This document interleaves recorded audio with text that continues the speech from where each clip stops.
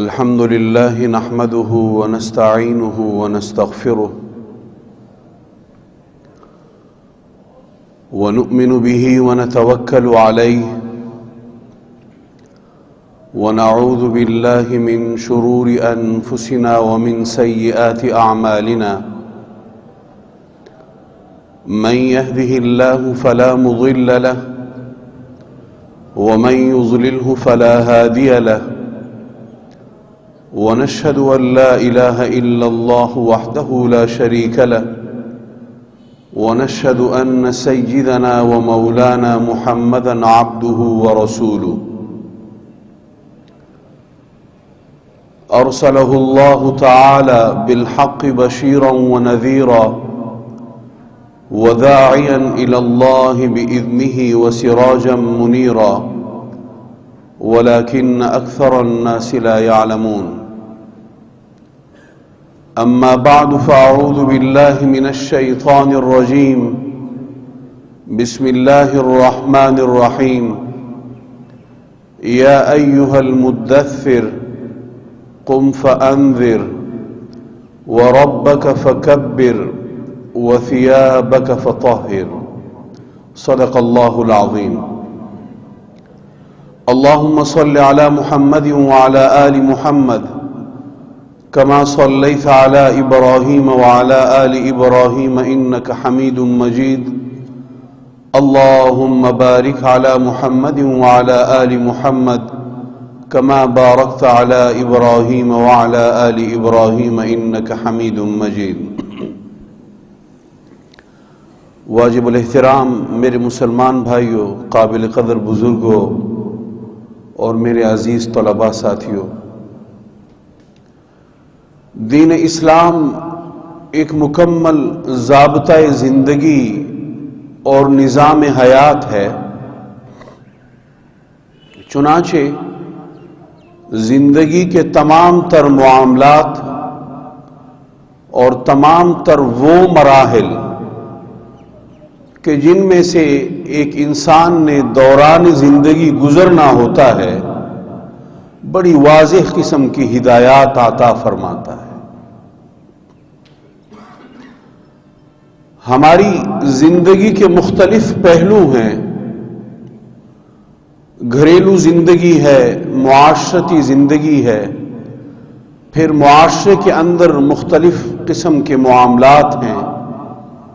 ہر ایک معاملے کے لیے اور ہر طرح کی صورتحال کے لیے، بچنے کے لیے بھی اور اصلاح احوال کے لیے بھی، دین اسلام بڑی واضح قسم کی ہدایات عطا فرماتا ہے. ثواب اور گناہ یہ دونوں ایسے یقینی تصورات عطا کیے گئے ہیں کہ جو انعام اور سزا سے متصل ہیں. لیکن ہمارا المیہ یہ ہے، ہم جب اپنے ماحول میں، اپنے معاشرے میں دین کی بات کرتے ہیں یا دین کی بات سنتے ہیں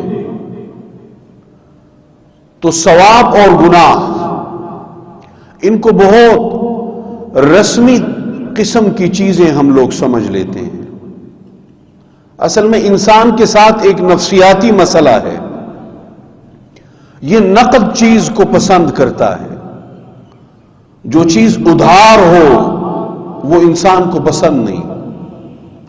گناہ کی لذت نقد ہوا کرتی ہے. جھوٹ کا فائدہ وہ ہوتا نقد ہے. گناہ میں جو بھی کوئی فائدہ انسان کو نظر آتا ہے وہ نقد چونکہ ہوا کرتا ہے، اس لیے انسان اس کی طرف مائل ہوتا ہے. اور اس کے برخلاف ثواب بظاہر ادھار نظر آتا ہے. اللہ تبارک و تعالی کے وعدوں کی صورت میں، اللہ تبارک و تعالی کی طرف سے اعلان کردہ انعامات کی صورت میں، جناب نبی کریم صلی اللہ علیہ وسلم کی طرف سے دی گئی بشارتوں اور خوشخبریوں کی صورت میں، جنت کی صورت میں، جنت کے مختلف انعامات کی صورت میں، بظاہر ایک کمزور ایمان والے انسان کو یہ تمام تر باتیں اور یہ تمام تر چیزیں ادھار نظر آتی ہیں کہ چونکہ بنیادی طور پر اور معال کے اعتبار سے، نتیجے کے اعتبار سے ان کا تعلق آخرت کے ساتھ ہے، اور آخرت بظاہر نقد ہمیں نظر نہیں آتی ہمارے کمزور ایمانوں کی وجہ سے، وہ ہمیں سامنے نظر نہیں آتی کہ جی ابھی تو 60 سال 70 سال 80 سال جینا ہے، زندگی گزارنی ہے، پھر دیکھا جائے گا۔ تو یہ پھر ہمیں ادھار یہ چیز نظر آ رہی ہوتی ہے، اور دوسری طرف گناہ اور گناہ سے جڑے ہوئے جو فوائد ہیں اور جڑی ہوئی جو لذتیں ہیں وہ بظاہر ہمیں نقد نظر آ رہی ہوتی ہیں، ان کے فوائد اور لذتیں سامنے نظر آ رہی ہوتی ہیں۔ اس لیے ہم لوگ گناہ کی طرف جلد مائل ہوتے ہیں، اور ثواب کی طرف مائل ہونے کے لیے ہمیں اپنے خلاف جدوجہد کرنی پڑتی ہے، ہمیں محنت کرنی پڑتی ہے، مشقت ہمیں کرنی پڑتی ہے۔ چنانچہ دین اسلام کے مختلف معاملات کو اگر اٹھایا جائے، دین اسلام کے مختلف شعبوں کو اگر اٹھایا جائے، نماز کا ایک شعبہ ہے، عبادات کا،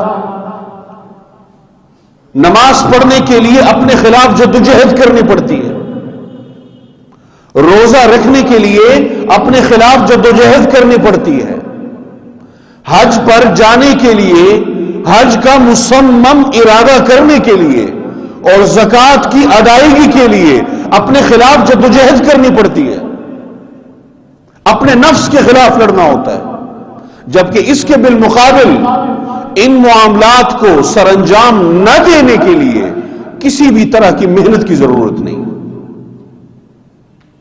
وہ نفس کی خواہش ہے، نفس کی لذت اس میں رکھی ہوئی ہے اور بظاہر موجود ہے، سامنے ہے، نقد ہے۔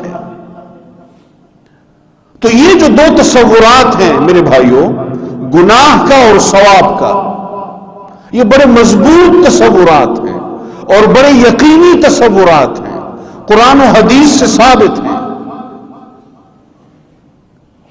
تو اس حوالے سے ہمیں سوچنے کی ضرورت ہے، اور پھر جب ہم دین کی بات کرتے ہیں اور ثواب اور گناہ کے اعتبار سے ہم لوگ بات کر رہے ہوتے ہیں، تو پھر اس کا تعلق وہ صرف عبادات تک محدود نہیں ہے، اس کا تعلق دین اسلام کے تمام تر میدانوں کے ساتھ ہے۔ ثواب اگر اللہ تبارک و تعالی کی رضامندی کا نام ہے، اور گناہ اللہ جل جلالہ کی ناراضگی کا نام ہے، تو پھر اللہ تبارک و تعالی نے جن جن معاملات کو کرنے کا حکم دیا اور جہاں جہاں سے ہمیں روکا، تو پھر اس کی رضامندی ثواب کہلائے گی، اور ہر اس جگہ پہ کہ جہاں پہ اس نے ہمیں کسی معاملے سے روکا ہوگا، وہاں پہ اس کی ناراضگی گناہ کہلائے گی۔ تو یہ فلسفہ صرف عبادات تک محدود نہیں ہے۔ ہم آج کے اپنے ماحول کو اگر دیکھیں اور آج کے اپنے معاشرے کو دیکھیں، اور یہ پچھلے 5-6 دنوں سے ہمارے ساتھ ایک جو بہت بڑا مسئلہ ہے آلودگی کے اعتبار سے، ہماری 24 گھنٹے کی جو زندگی ہے وہ شدید طریقے سے متاثر ہے، لوگ مختلف قسم کی بیماریوں کا شکار ہیں، سفر کرنا مشکل ہو چکا، گھر سے باہر نکلنا مشکل ہو چکا، اس قسم کا ماحول ہے۔ لیکن یہ ماحول اللہ تبارک و تعالی نے ہمیں ایسے تو نہیں دیا، اللہ تبارک و تعالی کی طرف سے جو ماحول مجھے اور آپ کو عطا ہوا تھا وہ تو بڑا خوبصورت تھا، وہ تو بڑا صاف ستھرا تھا، اللہ کی طرف سے تو سورج نکل رہا، طلوع ہو رہا، لیکن اس کی روشنی زمین تک نہیں پہنچ رہی۔ روشنی زمین تک کیوں نہیں پہنچ رہی؟ ہمارے معاملات کی وجہ سے۔ ہم نے صرف اور صرف عبادات کو اور عقائد ہی کو اور ان کے اوپر عمل کو دین اسلام سمجھ لیا، یا ایھا المدثر قم فانذر وربک فکبر وثیابک فطہر. ابتدائی آیات اقرأ بسم ربک الذی خلق کے بعد نازل ہوئی. جناب نبی کریم صلی اللہ علیہ وسلم کی نبوت اور پیغمبری کا ابتدائی زمانہ، ابتدائی آیات میں علم کی بات ہوئی، رب کی بات ہوئی، رب کے تعارف کی بات ہوئی. اس کے بعد جو آیات اترتی ہیں تو ان آیتوں میں سے ایک آیت ہے وَثِيَابَكَ فَطَهِّرْ. اے نبی جی اپنے لباس کو صاف ستھرا رکھیے. اب حضور سرور کائنات صلی اللہ علیہ وسلم کا لباس تو صاف ستھرا ہوتا تھا. حضور علیہ الصلوۃ والسلام کے پسینے سے بھی خوشبو آیا کرتی تھی. جناب نبی کریم صلی اللہ علیہ وسلم پہ مکھی نہیں تھی بیٹھتی. حضور سرور کائنات صلی اللہ علیہ وسلم کا فضلہ بھی نجس نہیں تھا، پاک تھا. اور یہ آپ صلی اللہ علیہ وسلم کی نورانیت کے اثرات تھے کہ حضور کا پسینہ مبارک بہترین سے بہترین دنیاوی خوشبو سے بھی زیادہ معطر. حضور پر مکھی نہیں بیٹھتی، حضور کا فضلہ پاک. یہ جناب نبی کریم صلی اللہ علیہ وسلم کی نورانیت کے اثرات. اب ایسی شخصیت کو اللہ کی طرف سے حکم ہو رہا وَثِيَابَكَ فَطَهِّرْ، اپنے لباس کو صاف ستھرا رکھیے.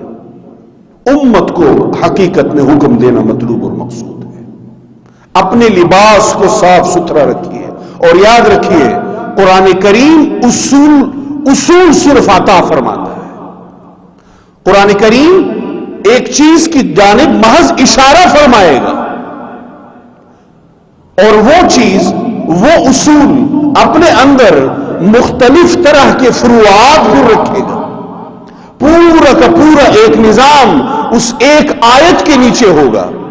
پورا کا پورا ایک نظام اس ایک اصول کے نیچے ہوگا. بات لباس کی ہو گئی. اے نبی جی اپنے لباس کو پاک صاف رکھیے. در حقیقت طہارت کا ایک پورا کا پورا نظام عطا کر دیا گیا حضور نبی کریم صلی اللہ علیہ وسلم کے واسطے سے امت کو. اور دین اسلام میں طہارت فرد کی صفائی سے شروع ہو کر ماحول کی صفائی پہ جا کے منتج اور عروج پر پہنچتی ہے. اور فرد نے اپنے آپ کو بھی صاف رکھنا ہے اور اپنے ماحول اور معاشرے کو بھی صاف رکھنا ہے. فرد کی یہ ذمہ داری ہے کہ وہ اپنے آپ کو بھی صاف ستھرا رکھے گا اور اپنے ماحول کو بھی صاف ستھرا رکھے گا. اب دونوں چیزوں کو دیکھ لیجئے. بخاری شریف کی روایت ہے حضور سرور کائنات صلی اللہ علیہ وسلم صحابہ کرام رضوان اللہ تعالی علیہم اجمعین کے ساتھ ایک بار تشریف لے کر جا رہے تھے. کہیں دو قبروں کے اوپر سے آپ علیہ الصلوۃ والسلام کا گزر ہوا. حضور وہاں پہ رکے اور پھر ارشاد فرمایا کہ ان دونوں کو سزا دی جا رہی. ان میں سے ایک کو تو اس وجہ سے کہ وہ پیشاب کے چھینٹوں سے اپنی حفاظت نہیں تھا کیا کرتا، اور دوسرے کو چغلخوری کی وجہ سے. یعنی ایک کو جو سزا دی جا رہی ہے وہ اس وجہ سے کہ وہ بیت الخلاء کا صحیح استعمال نہیں تھا کرتا، صحیح طریقے سے اپنے آپ کو پاک صاف نہیں کر رہا. یہاں سے معلوم ہوا کہ انسان کی جو طہارت ہے اور اس کی صفائی ہے وہ اس کے بیڈ روم میں موجود شیشے کے سامنے کھڑے ہونے سے نہیں شروع ہوتی، بلکہ اس کے بیت الخلاء کے استعمال سے شروع ہوتی ہے کہ یہ بیت الخلاء کو استعمال کس طریقے سے کر رہا. اور آج کی جدید سائنس کو بھی آپ اٹھا کے دیکھیں. سب سے زیادہ جراثیم کا جو معاملہ ہے، جن کو آپ بیکٹیریا بولتے ہیں، جس سے انسان آلودہ ہوتا ہے، جو سب سے زیادہ انسان کو خطرہ ہوتا ہے اپنی روزمرہ زندگی میں، وہ بیت الخلاء کے اندر ہوتا ہے.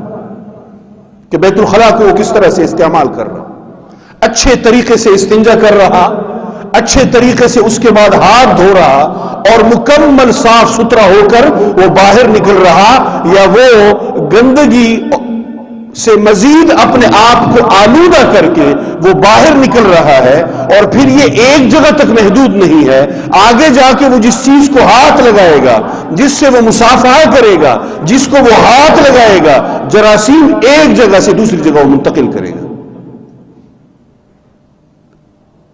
وہ آلودہ کرے گا، اس اعتبار سے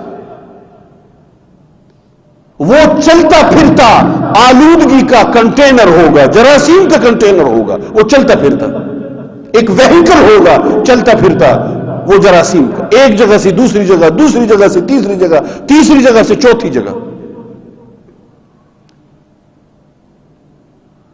دوسری طرف اگر ماحول کو دیکھا جائے، حضور نبی کریم صلی اللہ علیہ وسلم نے فرمایا کہ جو کوئی انسان ایک درخت اگاتا ہے،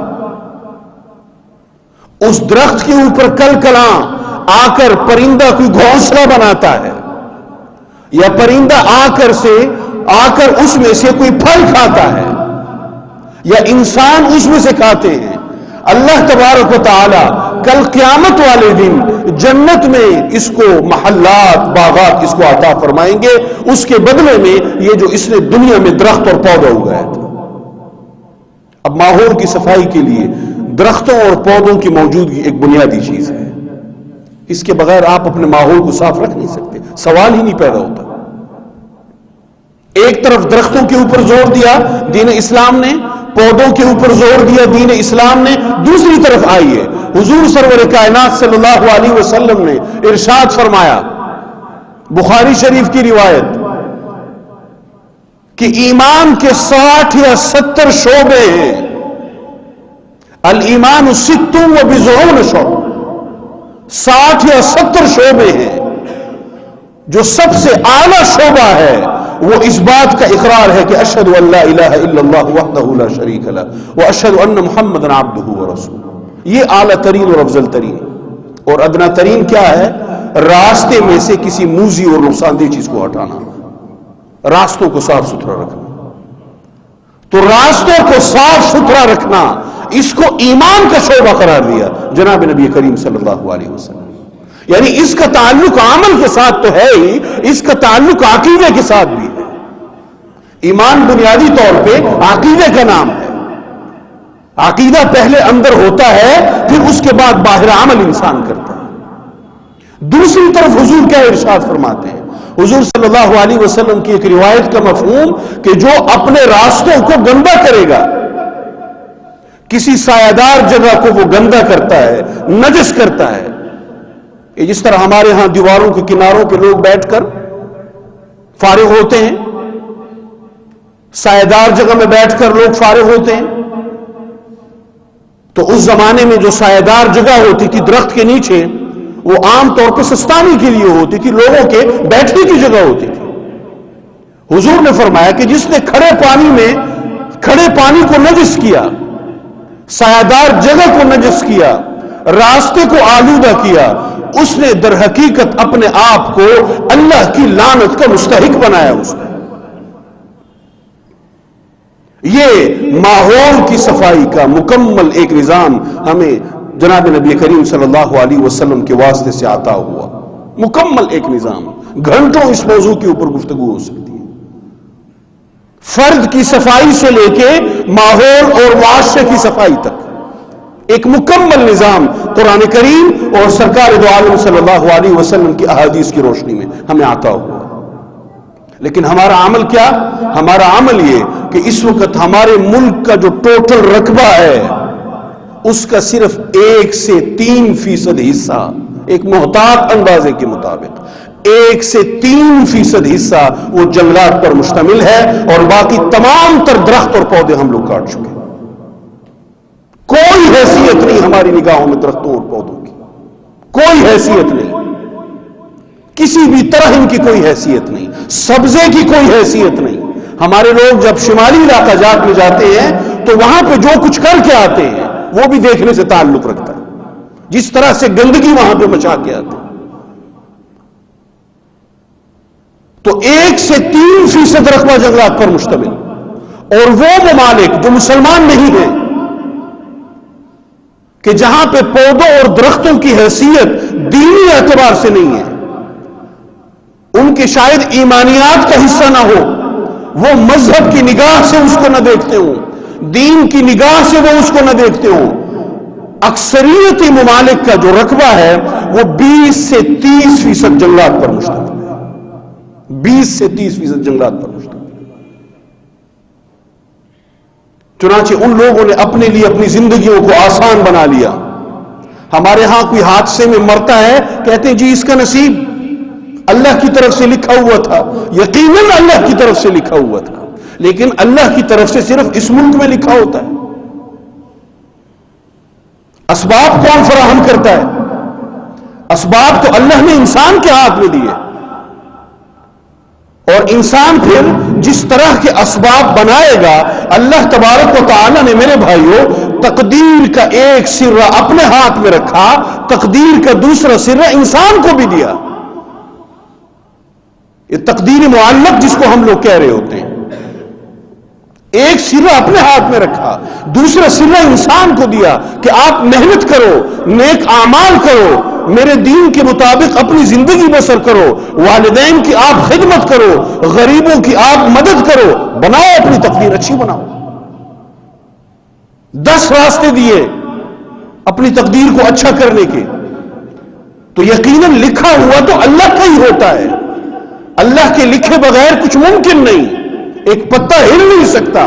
لیکن زمین کے اوپر اسباب جو بناتے ہیں، اسباب جو فراہم کرتے ہیں، وہ ہم لوگ کر رہے ہوتے ہیں، چاہے وہ بیماریوں کے حوالے سے ہو، چاہے وہ حادثات کے حوالے سے ہو، چاہے وہ اچانک اموات کے حوالے سے ہو، وہ ہم لوگ اسباب فراہم کر رہے ہوتے ہیں۔